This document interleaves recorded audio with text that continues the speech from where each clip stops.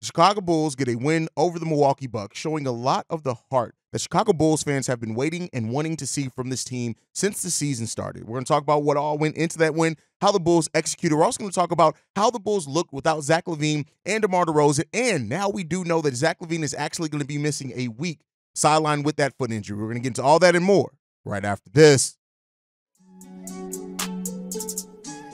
You are now tuned in to Chicago Bulls Central, your number one place for all Chicago Bulls news and content.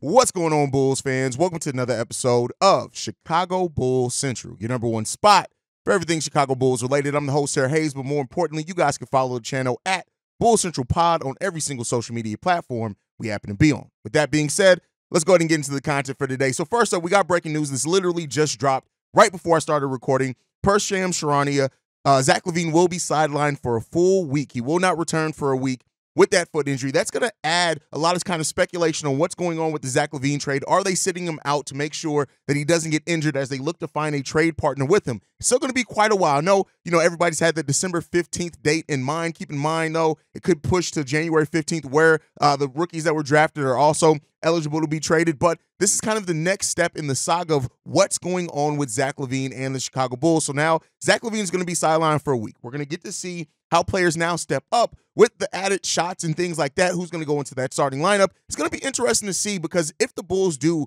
find a way to show a lot of that heart they showed in last night's game consistently, the fever pitch around everything is going to get even louder. We do also have a topic today where we're going to get into how the Bulls affected their trade value from Darnell Mayberry. So, this kind of all plays into that. But I want to focus and start this off really by talking about the game yesterday, right? And overall, yes, the Bulls got the win. They were in that game. They actually led in time and winning. They led in possessions. Everything with the Chicago Bulls, playing with better spacing, playing with a quicker pace, things like that. It all played into how this team was able to come in here and perform, and they performed very, very well. And it was good to see the team play in that type of manner and style, right? Like I said in the opening, this is the way that we've been wanting to see the Chicago Bulls play now for since the season opened, months, right? This is how we've been wanting to see this Chicago Bulls team play. Now, we haven't seen it consistently. And, with DeMar and Zach out coming into the game, I was initially, not even going to lie to you, very, very, hesitant to say or think that this Bulls team was going to put up the level of fight that they were able to put up against the Milwaukee Bucks. But listen, I love what we saw from the team. I love the way that they were able to come in and execute. I love that, how they also played great team ball. And that was the thing that is the most, standout part of it. This team played with better space, which allowed Nikola Vucevic to get to work way better than what he has this season. And while I'm not saying that Nikola Vucevic has not played bad this season regardless, I'm not saying that at all, because he has, right? You have to take account of that as well. But when he can get in rhythm and he can play with space and can operate from that mid to low post, right, to try to start his offense, Nikola Vucevic looks like a completely different player, way more engaged, right? In times we played through Nikola Vucevic, 29 points, 10 rebounds, 6 assists, 1 steal from Nikola Vucevic. It was a really solid game from Nikola Vucevic, and Coby White continued growing. Didn't shoot the ball efficiently at all, but 23 points, 7 assists, 1 steal, 1 block, and 4 rebounds from Coby White. Playing all over the court was Coby White, and it just had, like I said, I know I'm going to keep saying this, just a different feel. This team was moving without the ball. The ball was moving around freely, and that's kind of the things that make a team that doesn't have kind of that superstar talent more dangerous, is when you don't know where the offense is going to come from. The team had 32 assists on 45 made baskets. That's amazing. And then the turnovers, we did have 21 turnovers. That assist-to-turnover ratio isn't what I would like to see that, but again, it kind of is what it is. We let off points off turnovers. We won the rebounding battle by 8, I believe. We came into this game and we showed heart. We showed desire. We showed the ability to go out there and get it. And so, this is how we want a Chicago Bulls team to play. Are they always going to get wins? No. There are going to be times, absolutely, where even with playing with a great amount of heart, you just get outskilled and out-depth at times, right? But when you see the young players in this game, specifically Ayo Dosunmu in his first start in the season, and how he was able to play two-way basketball, but he also scored 14 points, going 6 of 8 from the field, 6 rebounds, 6 assists, 3 steals in that. Ayo Dosunmu is a player that a lot of Bulls fans were down on, understandably so, after his sophomore year. But he's showing that he is growing his game, and the role that he's in now is a role that he feels comfortable in, and is a role that he's going to thrive in, it seems like, as well. And that's great to see Io's confidence build up. And I think sometimes as fans of sports, we just forget how important confidence is in doing things like that. So again, Billy Donovan saying this after the game. I give our guys credit. We kept hanging in the game. We just kept playing the next possession, and there was some resiliency. That is something that we have not seen from the Chicago Bulls team consistently this whole season. We've seen it at times and in spurts, right? And then for a long part of the season, it was the bench that showed the most heart and grit, but it was the whole roster in yesterday's game. Even Julian Phillips, who didn't hit a shot, right, but came in there, got some assists in there. He got 3 assists, 3 rebounds, and only his 14 minutes in there gave us some solid minutes in that time. Andre Drummond with 10 points. Torrey Craig with 10 points. Javon Carter finding his shooting stroke again with 11 points. It was just different in seeing how this team performed. Now, it wasn't all, it was pretty much all sunshine and rainbows with that, but Patrick Williams, one of the things that we saw in this game was the Bulls played in a way that they talked about how they wanted to play coming into the season, with a better pace, right? And so Patrick Williams said this: playing faster was something that we had already been talking about as a solution for our team before we even knew those guys were out. So that was already going to be an emphasis of ours coming into this game. If those guys would have played, there would have been a lot of open shots for Zach, a lot of open shots for DeMar. And he also saying this, so happy to get those guys back whenever they can and implement them into this offense that we're trying to kind of start to build. It's only going to make us that much better. Now, there's some signs of concern in that. If you're talking about trying to build your offense when your better 2 players are out of there and it actually works, there's some concerns with that, and we'll get into that. But one of the biggest kind of comments that I know a lot of people are going to take and run with it is Alex Caruso was asked about if the Bulls can play with this type of pace going forward. And he said this: we've shown in spurts this year. Sometimes you have that heightened sense of urgency when you have 2 of your best players out. Guys step up and you have a little more focus. This thing for us is to watch film, see what we did right, and continue to play at that level. Those 2 guys are great players. When they're locked in, we're a good team.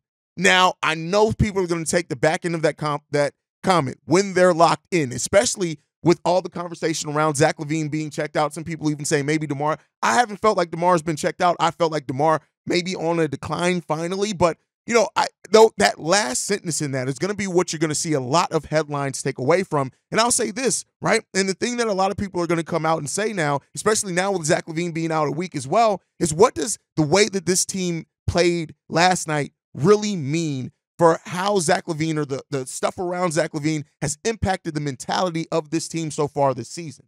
And I think that that's a fair question to ask when you see this team that were missing 2 really good players and did not have the same talent level, but they came in, they moved the ball around, they played with that heart, the distractions were removed. And sometimes there's something to be said about coming back home, right, which the Bulls were at home last night, after getting your butts kicked for 5 games in a row and just wanting to give. The United Center was rocking last night. And that is something that the fans have not gotten a chance to see. But there's going to be questions now raised by other content creators, pundits, things like that of, is Zach LaVine the problem, right? And not necessarily in the sense that, well, yeah, the trade sense and, him being checked out, but the fact of the matter is when you don't run isolations, which the Bulls have been running a lot less isolations here in this season. We're running 5% on isolations, but when you have more shots spread out amongst more players and everybody's touching the ball, everybody has to be engaged and involved in the offense because those shots got to come from everywhere. We saw it on the last play of regulation that AC got that 3-point shot that sent us into overtime. Yes, Kobe White wasn't shooting well. Vooch and Alex Caruso and everybody else out there, it wasn't that you can zero in on one player in that last type of second like you can do. If that game would have went with DeMar and Zach the same way, but that last second shot to send it into overtime, it's probably going to go to DeMar. It's probably going to go to Zach. You can run some things like that. But when you have a team that's all locked in and playing in that manner, it makes it more difficult. And when you look at the shot spread out as well, Vooch and Kobe White were the only 2 players with over 20 shots. Patrick Williams was 3rd with 14 in that starting lineup, and then you had 9 coming from Caruso, 8 coming from Ayo Dosunmu. Now, they scored efficiently and effectively. Then you had 10 from Torrey Craig off the bench, only 2 from Andre Drummond. Andre Drummond scored 10 points. 10 and 14 was what he had off taking only 2 shots in the game, and he went 6 of 8 from the free throw line. Great to see him be able to do that. So those are the things that you're looking at as well. 10 shots from Javon Carter. So when you're able to spread out your offense, it gets everybody involved. When everybody's touching the ball, it makes everybody stay engaged as well. And that's something that we just haven't had, right? Every player hasn't stayed engaged. And so there are going to be a lot of people, both rightfully and kind of embellishing someone asking, okay, does this team just play better without Zach? And they're going to ask about DeMar to a degree. And here, it's been one game. It's only one game. You don't want to overrate it or anything like that, but you have to ask yourself, and watching this and monitoring it going forward, right? Especially as AK now is going to be evaluating the roster. The thing that you have to ask is, does seeing this team play with this level of heart, does it make them maybe reconsider going full rebuild? And the reason why I say that is, yes, you're going to lose a lot of games either way.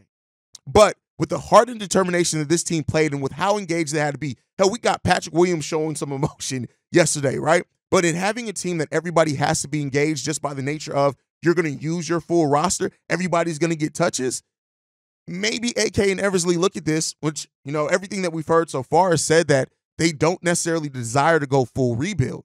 But maybe they look at this and say, hey, maybe keeping a couple of veterans in Vooch, Drum, and Caruso that aren't getting paid a whole hell of a lot is maybe better for the long-term development of our young players, because now we can put the ball in their hands a little bit more.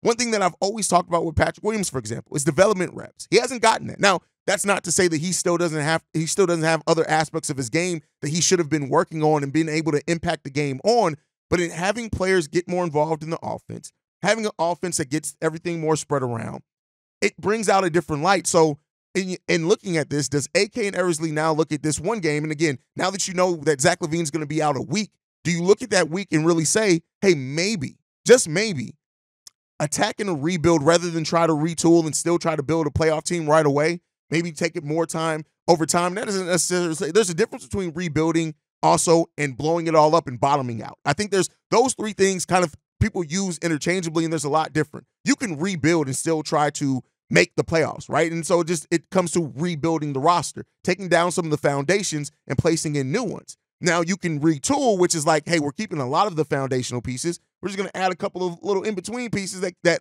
hopefully can make us play better.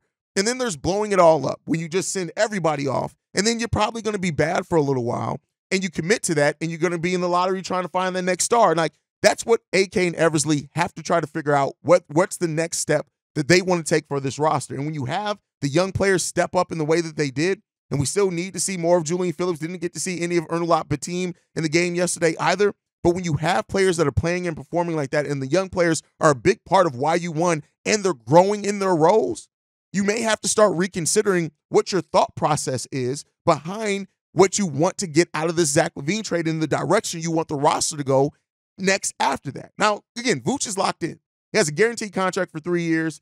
I think he's going to be here, and I think that's good for the guys if he's going to play more like this. Now, again, it's up to him getting more touches, having more space to operate, but also it's on him to play better, right? So it's not just on the coach in that sense. But I do think that you have to start, at least if I'm AK, really looking at it and saying, hey, maybe getting some more minutes for Julian Phillips to play a little bit more consistently, who had some really nice defensive rotations. Like I said, 3 rebounds, 3 assists, no points scored. He was plus 14 when he was in the game, though. But you have to ask yourself, is that kind of more important to the long-term success than us trying to kind of keep this thing afloat to where we're still trying to compete for playoffs going forward in the next 2 or 3 years, right? So, you know, it raises interesting questions. Finding out that Zach LaVine is going to be out now for an additional week is going to raise even more questions on what that next step is going to be for the Chicago Bulls. But, you know, hopefully this front office is ready to start finding answers to that. And we'll see, man. We'll see. We'll see. But with that said, Darnell Mayberry had a quote that I want to talk about here. And he said this: last season, the Bulls were seen as a potential threat just finding its way. Now the league knows that the Bulls are just bad. Now it's no secret Zach LaVine is unhappy and open to a new home. Now everyone knows the Bulls are desperate. If he didn't like the trade offers before, imagine what teams are offering for the Bulls now. Individually, the Bulls players may still have trade value, but the Bulls have lost all the leverage at the negotiating table. And that is why when you make your moves are almost as important as the moves you make. And even with me saying that I understood what the team was trying to do this offseason with improving in the margins, you cannot deny that the Bulls have negatively impacted the potential trade value of multiple players on this team. Like I said, Zach LaVine now, a player that for all intents and purposes is now looked at that he requested a trade or his camp did or whatever else, that automatically impacts the value you're going to get in the trade market, the deals you're going to get, because teams know, hey, no, they have to move this guy. DeMar DeRozan is a player that last year at the trade deadline would have had great value, but now that it looks like he's taking a step back, right? He hasn't shooting the ball efficiently. He has one of the worst true shooting percentages of his career. Already was a liability defensively. Not to say that you don't have a trade market for him, but you're not going to get the maximum value or the same value had you would have gotten a year ago. Nikola Vucevic, expiring contract last season. Could there have been some trade value for Vuce? Maybe, woulda, coulda, shoulda on that one. I don't necessarily think there is. But again, the Bulls have negatively impacted their trade value, and that is why you're going to see them really take their time on this Zach LaVine trade to make sure they are getting the best deal possible. And I will actually go in to say this. With your roster playing in the way that it has been with Zach LaVine out, right, or that it did, let me not say has been, that it did last night, and if that continues over the week, you may gain some of that leverage back in the sense that maybe teams look at it and say, maybe the Bulls aren't going to be as desperate if this team is now stepping up and performing in the way it does. And maybe that does hurt Zach LaVine's trade value as well, with other teams in the league looking to say, hey, look at how this team is performing now that he's out, right? Again, a little bit ahead, the cart before the horse ahead of that one, because we need more of a sample size before we can say that truly, that this team is going to take how they played yesterday and make that go for a full season. But you'd be remiss not to understand that, yes, the Bulls did negatively impact their trade value. They just did. And that is what it is. And we'll see how that evolves for the Chicago Bulls. We'll see how that evolves for the team and what the team can get out of situations like that. But ultimately, listen, coming out of yesterday's game, it's a different feel. And now I think more people's eyes are open to what this team could potentially be if they play with more heart. I know that's something to just kind of bring in and easy to say, but listen, the way that the Bulls played yesterday, it left a lot of room for thought as far as what needs to happen next with this roster. And we'll see if AK and Eversley are up to the test to figure it the hell out. I hope that they can. I think that they can. But for anyone that doubted the talent that we have on this roster, like I said before, and I've been saying, we have talent on this roster. You just got to put them in the right situation. But let me know what you guys think on all that down below. Make sure you're following the show at Bulls Central Pod. You can send us any feedback, questions, comments, concerns. BullsCentralPod@gmail.com. Lastly, if you want to leave a text message and our voicemail for the mailbag, the number to do so, 773-270-2799. We are the #1 spot for everything Chicago Bulls related, thanks to you guys. And like I like to end every episode on, go Bulls. Love you guys. See red if you can, y'all. I know more people are seeing red today than yesterday. I love you guys, man. Peace, y'all. This has been a presentation of the Break Media.